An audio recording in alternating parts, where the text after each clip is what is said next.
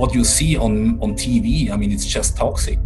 And like we have seen, these artificial riots, which are now staged in the United States, so to have these racial wars again. I mean, this is just part of the divide and conquer agenda. That's the oldest strategy people ever had, the rulers make sure that the groups are fighting each other so that they don't understand who is really responsible for it. Hey friends, Sean from SGT Report here. Thank you so very much for tuning in. Hey, before we begin this interview with my good friend Claudio Grass, in which we talk about cultural Marxists and their globalist agenda, or should I say the globalists' cultural Marxist agenda, and precious metals, just a quick word about this interview's sponsor. You guys know how important it is to keep your body healthy at all times these days. Well, collagen may be the closest thing we'll ever get to a real fountain of youth. 75 to 90% of your skin, bones, joints, and tendons are made of this age-defying nutrient. And the older you are, the more you need it. Many health experts now agree that consuming collagen is as crucial as it gets to renew and revitalizing how you look and feel. After age 20, people produce about 12% less collagen in their skin each decade. For some, it's even a greater decline. That means by the time you're middle-aged, you could be producing less than half the collagen you did when you were young. So visit the site healthwithsgt.com and secure your supply of the best collagen on the market and get the benefits of collagen. Click below this interview to get it from my trusted source. And welcome back. Wonderful to have you guys here. Thanks so much for tuning in. Sean from SGT Report here, guys. I have back on the line Claudio Grass, a longtime friend to truth, sound money, and a sound society, as you can see here at his website, claudiograss.ch. How are you, Claudio? I'm basically doing fine, in the new normal. So it took me a while, to understand and to accept it. But now, the social distancing definitely has an impact. And, when you see the crowd behave, when you see other peoples that they basically are willing to enslave themselves by wearing masks and at the same time requesting others to do the same, that's a bit sad, of course. It is. That new normal. Okay, well, I thought you meant this new normal. We'll take a look. M2 money supply from the Fed going through the roof.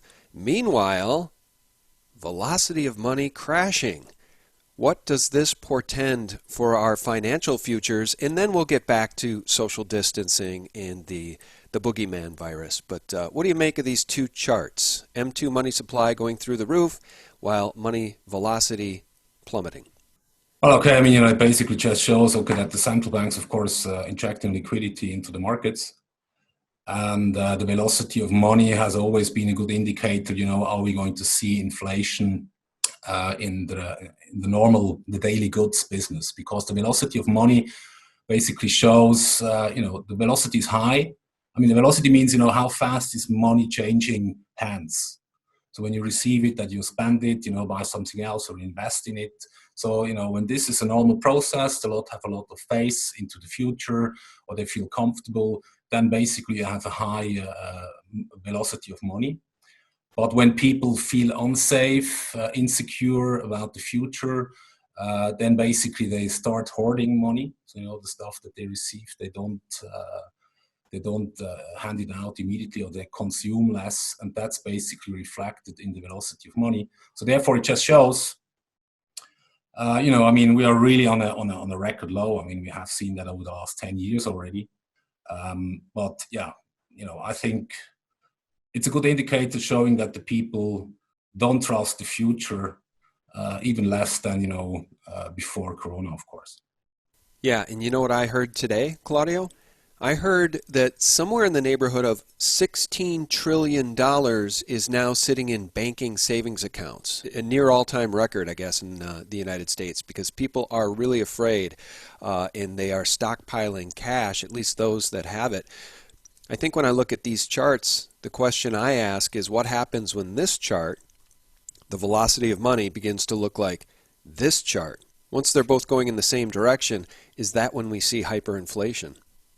Yeah, basically that would be then the case. It really goes up. The velocity can, of course, when people receive, during the Great Depressions and so on, during, we had 50 hyperinflations in the last century. So basically, in the morning when you ordered 2 eggs, the people paid immediately when they ordered, because you had to pay 2 trillion Reichsmark, and then when you received the egg, they were already more expensive. So that is, when the velocity of money goes up tremendously, spiking. That's an indicator, for then it's hyperinflation, of course. But we are not there yet. Even when you look at the whole system, they are talking about the Great Reset. I don't know if you have seen the video from the World Economic Forum together with the International Monetary Fund, Prince Charles, Klaus Schwab, of course, some other UN, CDC, intellectual experts, technocrats. They're all talking about the Great Reset. And the Great Reset basically means, let the old economy go down, because, it's anyway mass industrialization, it produces CO2 emissions and so on. And so now, all these politicians and technocrats and intellectual experts and idiots, they're basically drawing the reality that they have, planned for us is basically, a reset, and let the old economy fail and create a new one, CO2 emission free. Everyone that has ideas that goes in that direction, the new credits which will be handed out by the government, they will only go into sustainable companies, which are basically enforcing this new green cultural Marxist central planning, full-scale centralization. At the end of the day, it's a full nationalization of the economy when the central planners are taking over and the government is just printing money out of something and inject it into a new economy. But in the meantime, I think this is a great transformation that we are in, financial-wise, system-wise, but also cultural-wise. Yeah, I couldn't agree more. And it's interesting to hear you say that. It does make me realize that the next system we get, see, we've been talking a lot about that. Well, what system comes after this one crashes? Because we know this one is not sustainable. And it just occurs to me that what they want, the new system, the big reset, the great reset, will be one into serfdom for we the people if they are allowed to carry out this Marxist cultural revolution in this economic reset. Think UN Agenda 21, UN Agenda 2030. They want us to live like serfs. Those of us in the West will be reduced. Our living standards will be reduced. So therefore, everybody on planet Earth, with the exception of the elite, is equal, meaning we're all poor. We don't have access to natural gas, coal, gasoline for our cars. We won't get to drive cars. They want to herd us into big cities. Ironically, what's happening in this country right now, though, on the back of all this Antifa looting and all this cultural terrorism, is people are now fleeing big cities. Claudio, it's sort of backfiring on them a little bit, which is partially good news. Yeah, I think, no one knows the future. I also, of course, have no clue. I don't know the truth. I don't know, how the future is going to play out. But I'm an independent thinker. I'm coming from the monetary history side. I have always been very crucial when it comes to government power. I believe in the principles of liberty. I believe in self-responsibility and, private property and in limited state, because that's what I have learned, from history. That politics is always the problem, but never the solution. And when you want to destroy an old system, you also have to destroy, what's the old system at the end of the day? It's industrialization. It's in the Western world, it's private property, the family, it's the belief system. The dominated religion in the West has been Christianity, which basically means self-responsibility. It was the only religion that said, when Jesus said, I took away your sins and you are a free man. This is unique, when it comes to the religions on a global scale. So I think, Western cultural liberalism, classic liberalism, that the individual is not a means to an end, that the individual has a purpose in itself. I think, this is all at stake, and that's why we see those, cultural Marxism, the destruction of Western civilization ongoing for, decades already. I mean, it's not something new. It's just that it's becoming more and more visible day by day. And also when you see, the whole riots now, which have been initiated, that the West basically is responsible for slavery and so on. I mean, when you look back into history, slavery has always existed.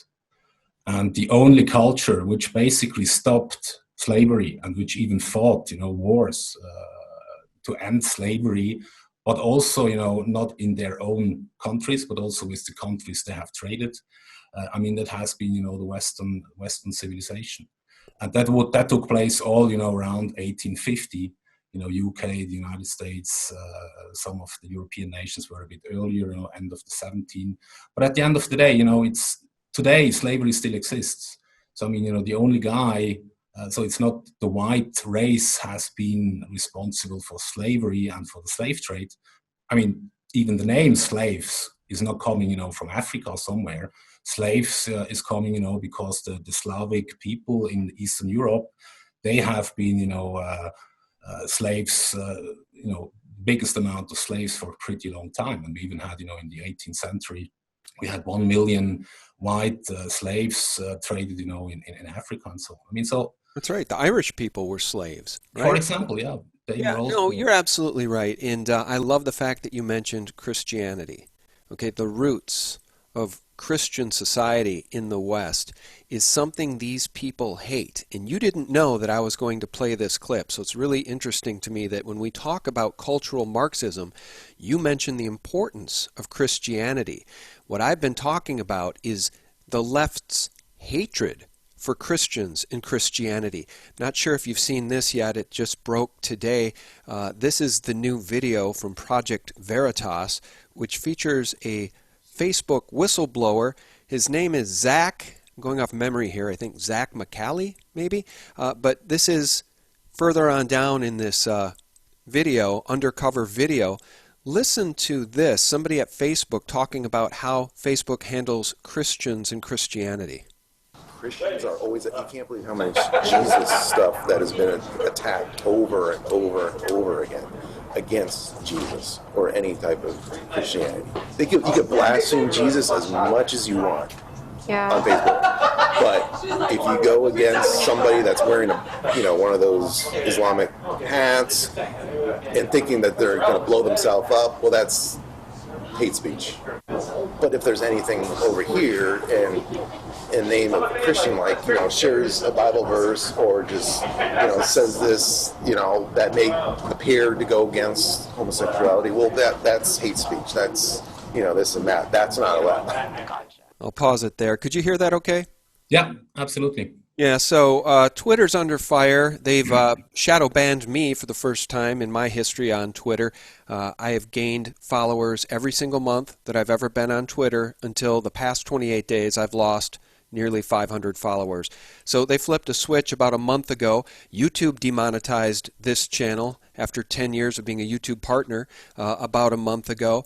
And we can see what's going on over there at Facebook, thanks to Project Veritas. So we definitely need Josh Hawley's new legislation to pass that would allow people like me to sue platforms that do this to conservatives. Your thought on the clip you just saw and on social media bias and censorship in general? Well, first of all, I think, the logic of political correctness is, whatever helps to destroy Western civilization is logic, and therefore that's accepted. And whatever tries to defend Western civilization is off the topic, it's off the grid, it's not even disputable. You don't talk about it. This is political correctness. This has always been practiced, over decades. It's really getting more terrible, especially since Corona. We really see, an attack on free speech everywhere. We see that all those anti-social media tools are basically starting to censorize and so on. And this is also, what is part of Western civilization is the Enlightenment.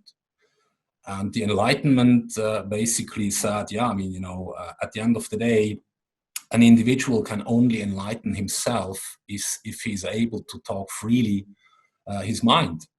And by discussing different topics, every topic and so on, the better ideas will prevail. If you have hate guys or idiots, if you have an environment of free speech, I mean, the bad ideas are not going to pursue. Really that the better ideas are going to prevail, because at the end of the day, and that is really, what distinguishes us from animals, is that we humans are reasonable people. And together with, classic liberalism in combination with the Enlightenment saying, that use your own mind independent of another person's guidance, sapere aude, discuss, reason. That's the only way how you can get out of because right now, I mean, what you see on TV, I mean, it's just toxic. And like we have seen, these artificial riots, which are now staged in the United States, so to have these racial wars again, I mean, this is just part of the divide and conquer agenda.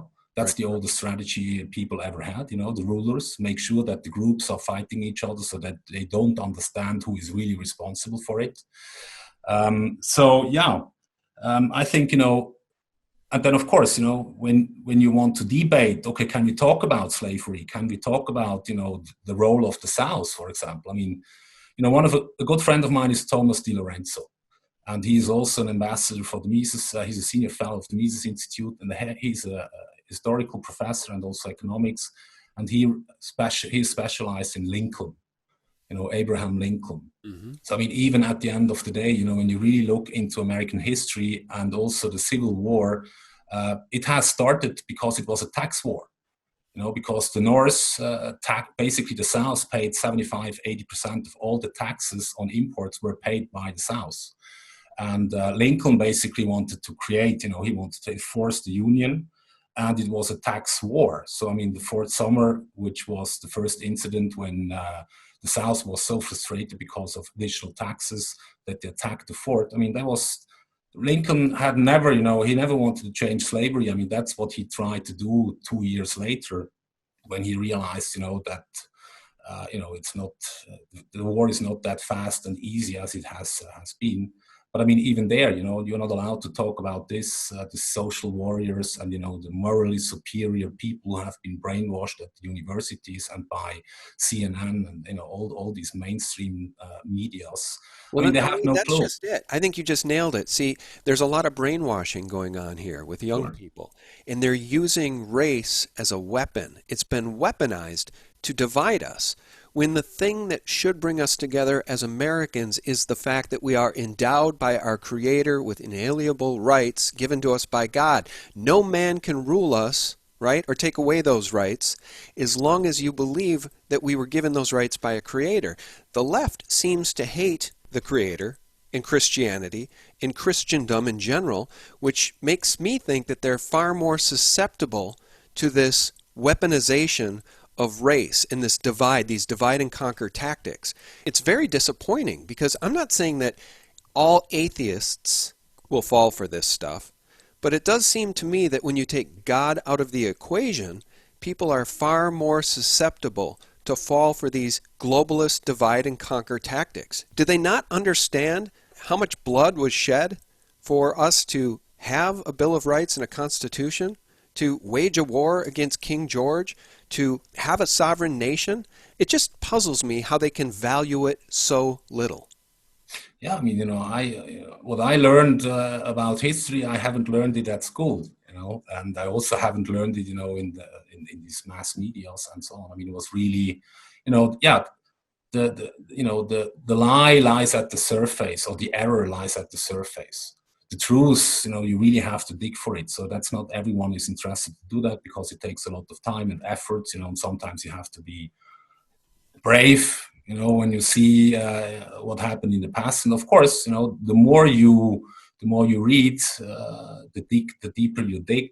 At the end of the day, you also start questioning, if to Napoleonic Wars and what happened 500-600 years ago, if that all has been the truth. I mean, we don't know. Right.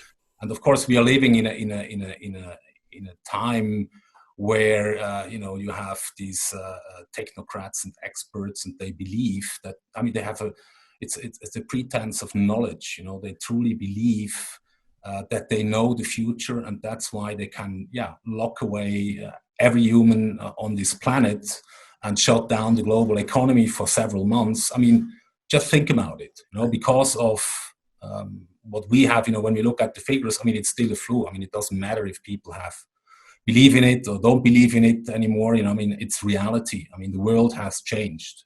I think that's what quite some people haven't realized yet, that this world really has changed and that it's going pretty fast.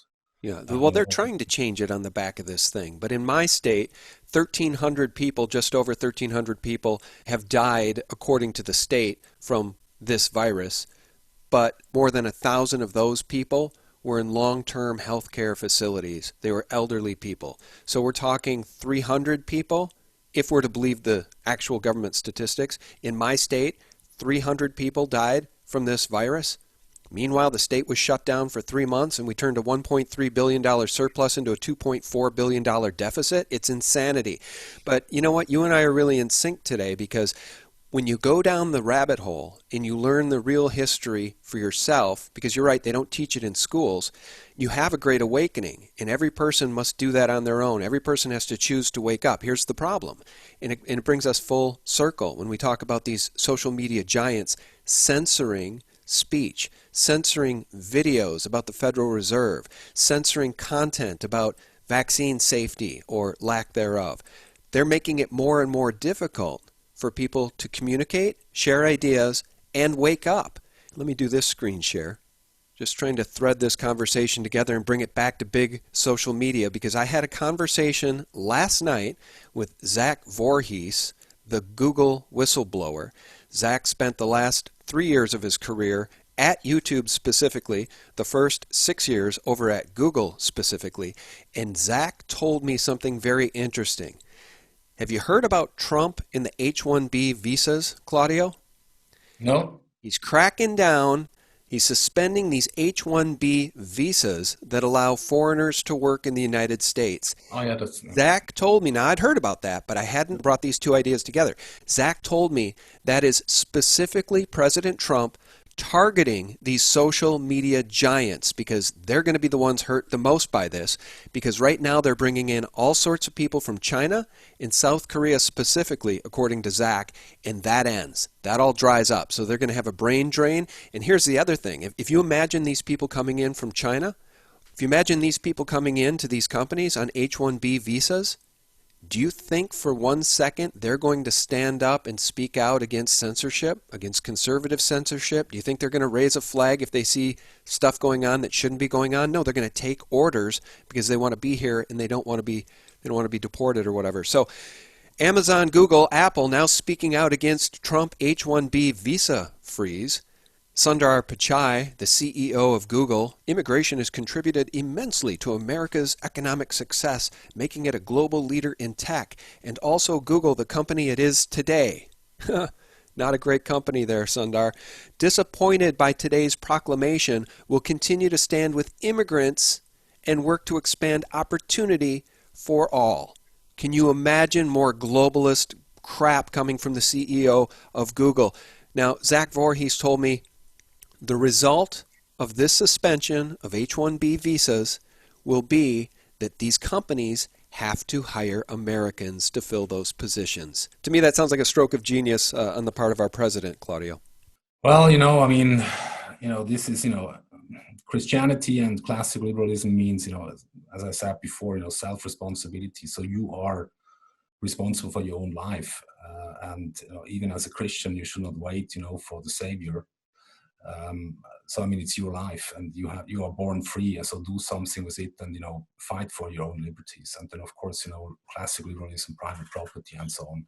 So I always have a problem, when politicians are interfering It's just symptom fighting at the end of the day. I don't know what really stands behind it if he wants to protect the Americans, but I'm not sure if the quality of the people who are going to be hired, if Google is going to hire more Americans which are censoring less than the others from abroad.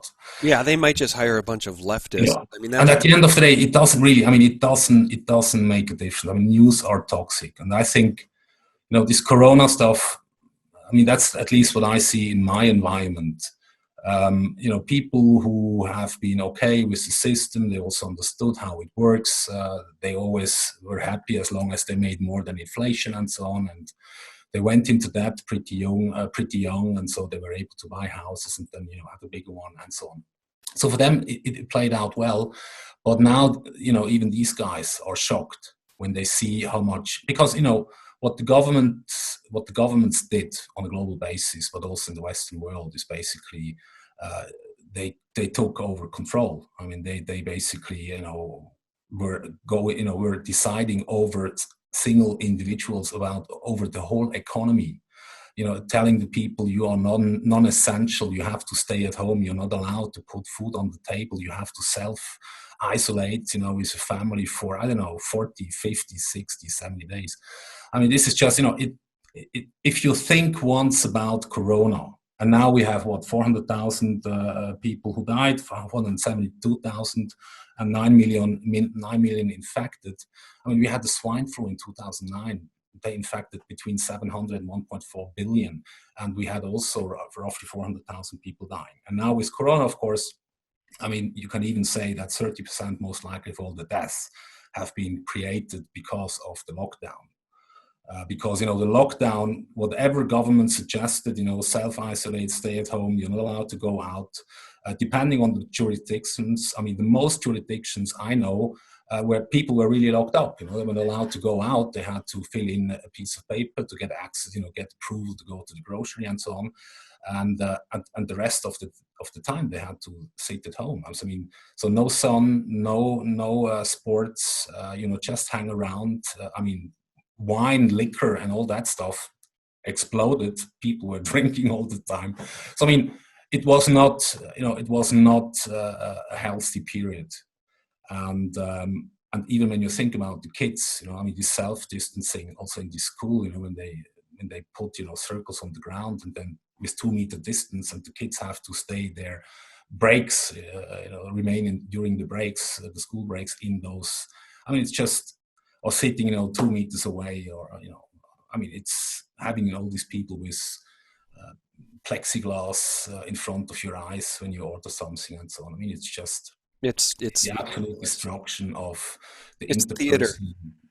Yeah, it's theater, but it's a destruction of our own personal sovereignty and our rights. And these governors have been acting like tyrants in many states in this country. How is this whole thing handled in Switzerland?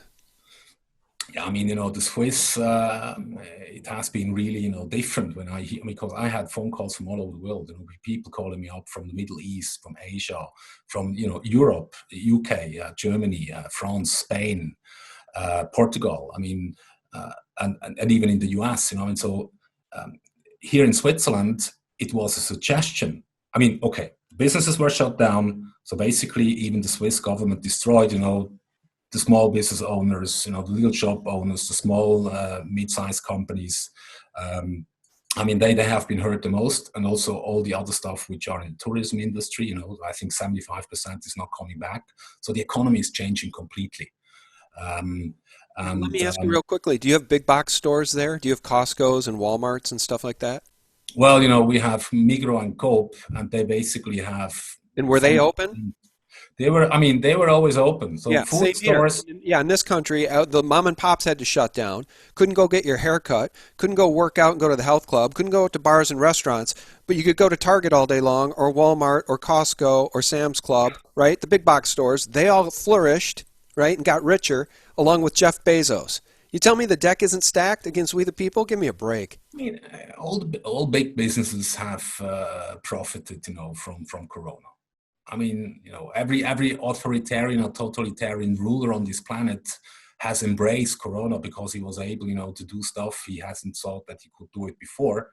And at the same time, big business, they profited. Of course, Migros Coop, they have already, it's an oligarchy, basically here in Switzerland. They control 70% of all the food.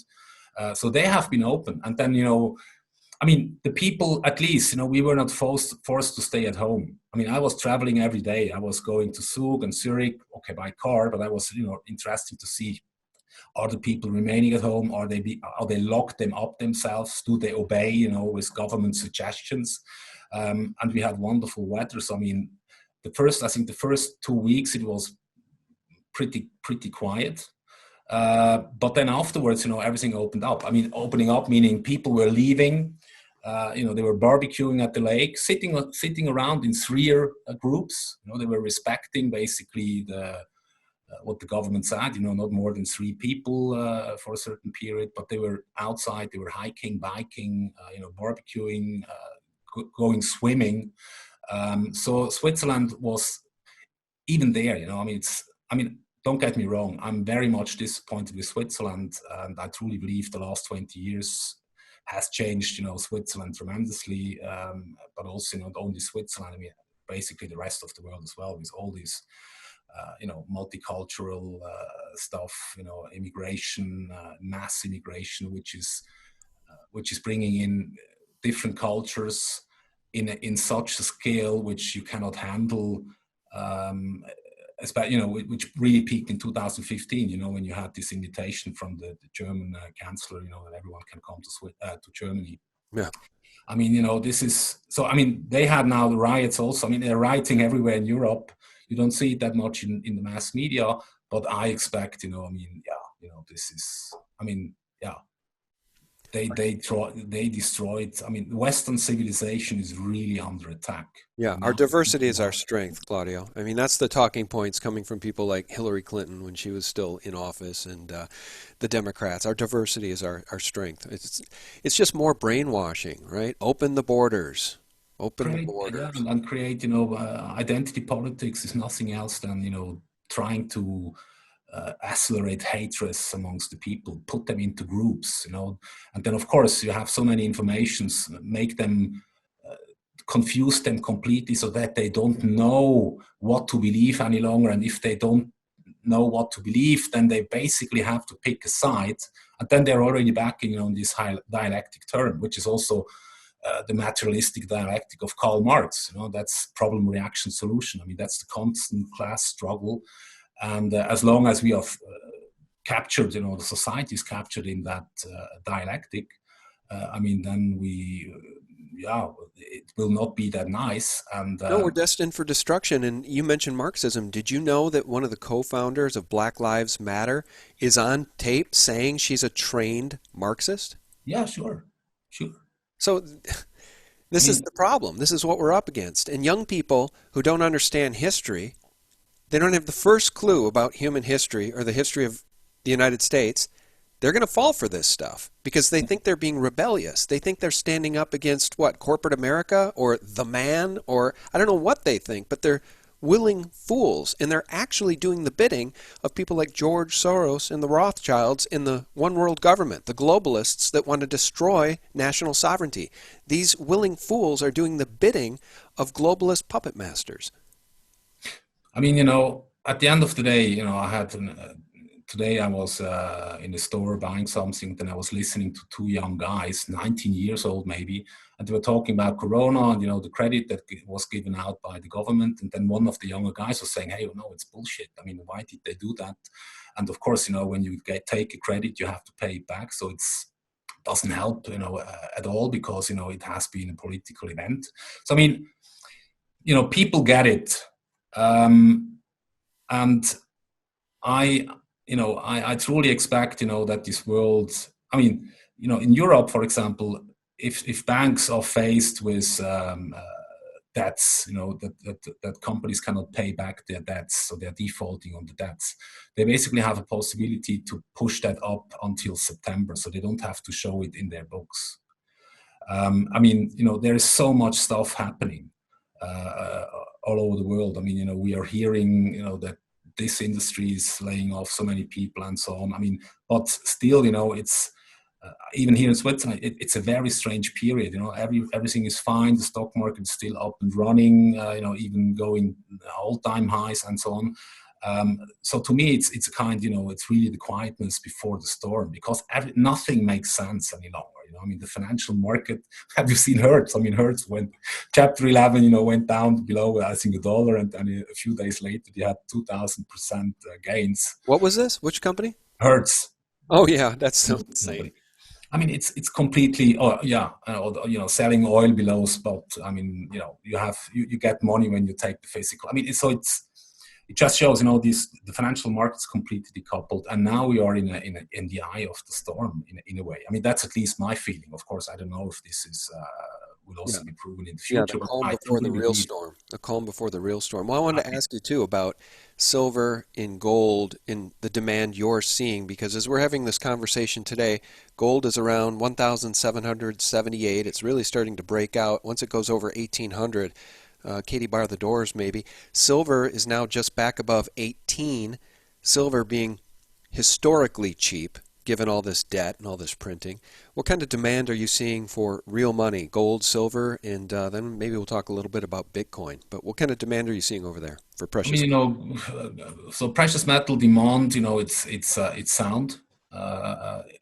It has, of course, it came down, when you have stock markets up, everything seems to be fine. People are hoping. Hope always dies at last, so a lot of people just hope that when I tell them, next wave is coming or the next pandemic, they believe, no, this is going to be over in a few weeks, a few months' time, and we don't have to wear that stuff and so on. So, gold is when everything is up and running, then people they believe, maybe it's still okay. Maybe I shouldn't buy gold. It's not that we are overrun right now like we had during the Corona panic, in the end of March and middle of March, when it started. So we haven't reached those levels, which is basically also fine, because now the refineries, they are up and running again, and so gold is available. The shortage has been balanced out. Silver still can be a problem, but it's also coming. So I think now it's a good time to look into physical gold, physical silver. To buy more. Prices are, I think, attractive. Interesting is, of course, that silver, had, I think 6 months ago, roughly, it was still 125 times cheaper than gold. And now it's down to 98 times, so the ratio. So silver is picking up, which is a good sign. Gold as well.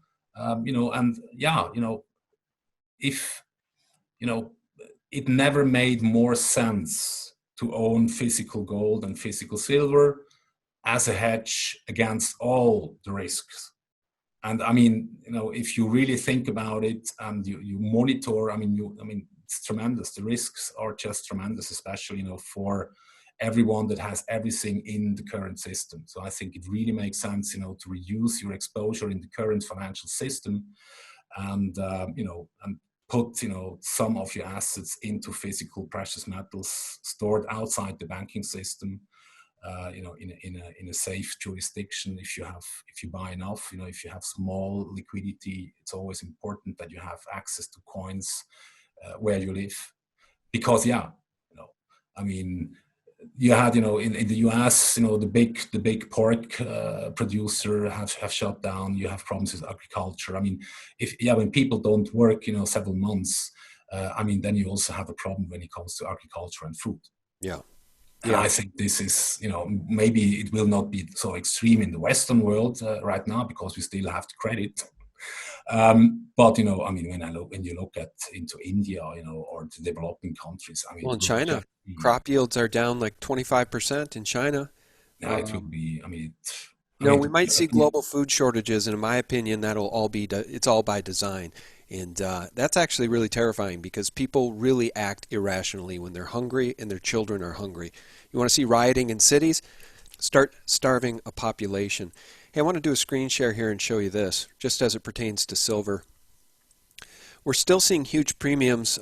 These are my buddies over there at SD Bullion, and I use SD Bullion. Now look at this, 25.54 for a silver eagle when spot price is at $18.08. So that's about $7.50 over spot, but check this out. That's actually a good price. APMEX, if you're going to buy less than 20, is charging $27.07, about $1.50 more than SD bullion. But just think about that. That's $9 over spot for a silver eagle. So I think that tells us everything we need to know about the real world, physical, versus the paper market and the COMEX nonsense. I just wanted to point that out to folks. We're still $7 to $10 over spot for a silver eagle. Yeah, I think, silver, I mean, even now, I mean, it's still hard to get physical silver because the refineries, of course, now they are producing all, the gold bars and 1 ounce bars and because it's, they have backloads, so they have to fulfill it. And so silver is, it's, if you produce silver, then you don't get that much as if you would sell gold. So I think, watch silver. I hope that, premiums already came down a bit. I mean, mint, the mints will always be a problem. So if you go, for legal tender, gold and silver coins, I mean, there still it's a shortage because of, that these productions also have been shut down. But I mean, platinum, I think it's still also pretty attractive. A bargain. Yeah, I think so. At $850, $850, platinum's a bargain. Yeah, I totally agree. I want to ask you about Bitcoin before we part ways. Take a look at this article. Pretty big news if this ends up being true. PayPal may start selling cryptocurrency directly, which really would change everything. I think if cryptos become more commonplace and more accessible by the general public, we may finally see some of those $100,000 Bitcoin parties that Cliff High predicted a year and a half ago. Your thoughts on cryptocurrencies, Bitcoin, Litecoin? You following any of that? I mean, at the end of the day, I truly believe, this is the time for private money. And therefore, I fully embrace, cryptography, private money, it can be digital, it can be also a property title, which is being digitalized on physical gold, for example. So I think this is the future, especially, it depends. I mean, the Chinese now in April, they also launched, digital yuan through 4 banks. I mean, what we're going to see and what most likely, people should witness or monitor a bit, I think, governments are now pushing heavily, for centralized digital coins, which at the end of the day are nothing else than total control. So that's the digital money. You don't want to have digital coins from the government, from a central bank. That's the last thing. That's an anathema to anybody who knows what cryptocurrency could provide mankind. They'll want to usurp it, just like they've usurped everything, and they want to overthrow any sort of free money. I'm sure that the Federal Reserve would love to have FedCoin. The Absolutely. question is, who's going to take it? It's a lot like the Bill Gates vaccine. Who's going to take it? I'm not. Yeah, I mean, that's at the end of the day, that's what we're going to see in the coming months, who is going to take it or not. I truly believe, people have to think about, if this world is really changing, I mean, if the old system really goes down, if they will achieve that great reset, I mean, then people are going to lose heavily. And what comes out of that, if they will be easily transformed into this modern monetary theory and universal basic income, accepting, if you want to have the money, you have to accept, the tracing app, or you have to accept, that wallet with that digital money, because, we can do it. It's the easiest way how we can send you government income or basic salaries. I mean, that's, when people have no food on the table, I think then maybe, some of them will be willing to accept it. And so that's why I think it's important that people start today, just open up a discussion within the family, among friends, talking about, okay, how can we opt out? Does it make sense that we relocate, that we leave the big cities? Go into an area, or trying to find communities, like-minded people, where you basically, the internet will remain. I mean, the big game changer of the last 20 years has been really the digitalization. And this is this is, you cannot, digitalization will remain. But now, of course, every coin has two sides. So the bad side of digitalization is basically what we have seen with Google and Facebook: centralized stored data, total, surveillance, the government, of course, because we are using all those tools which have been invented by so smart young entrepreneurs who I don't know, which have been in bed with government and so on. And I think now we really have to look on the other side, the decentralized side. And there are crypto anarchists, hackers. They are going to, we can regain privacy and freedom in the digital world if you're going to use the right, if you use it consciously, and if you also use the right platforms. There are new platforms popping up anyway. Facebook's where you own your own information, so that you don't have to go through all these centralized players any longer, which are just storing data and use it against you at the end of the day. Yeah, I just wonder what the system will look like when this one is finally allowed to collapse, because we sort of come full circle here, but you and I know what the elite want. What they want requires our compliance. And I think they overplayed their card here with the virus and the lockdowns, because nobody wants to go back. Nobody wants to do that again. Nobody is buying the second wave, and nobody is going to allow the economy. Well, some governors might in this state, in this country, but nobody wants to go back into lockdown and shut down the economy. I think it woke up a lot of people. And like I said, at the end of the day, what the elite want with their New World Order and their one world government and their carbon credits and everything for the elite, nothing for the people, that's going to require compliance. I think that people are far less likely to comply with that kind of tyranny moving forward. I really hope people are waking up. But then again, you see Antifa and Black Lives Matter looting cities, and you can, the Cultural Revolution in China. You can see the reality in China. So people accept a totalitarian government at the end of the day. That's the reality we can see over there. So if you destroy now, the values, or all the achievements of Western civilization. Then of course you're also going to end up with de-illusioned, people who most likely will be happy, for in slavery because they at least have some food and have shelter, and even the self-quarantine. Think about it. I truly believe, we're going to have pandemics on a regular basis, and in the meantime, in between, that is. They want to vaccine the people next year. We even talk about mandatory vaccines and so on. That's also on the agenda. So if you want to remain in the system, you see the reality, which is visible, which is propagated by government and the central planners and so on, and all the others which don't want to live in that kind of reality because they have their own reality and they not depend. They don't believe what CNN is reporting or Fox that this is, the ultimate truth. I think, then that's why people really have to. We cannot predict the future, but we can prepare for it. And I think, people now really over the coming weeks and months, they should just, be awake and see what's coming. So that they are not overrun by an event, which can happen. Maybe, it's happening in 1 or 2 or 3 years' time. That's also possible. Mm-hmm. But I think the trend is clear.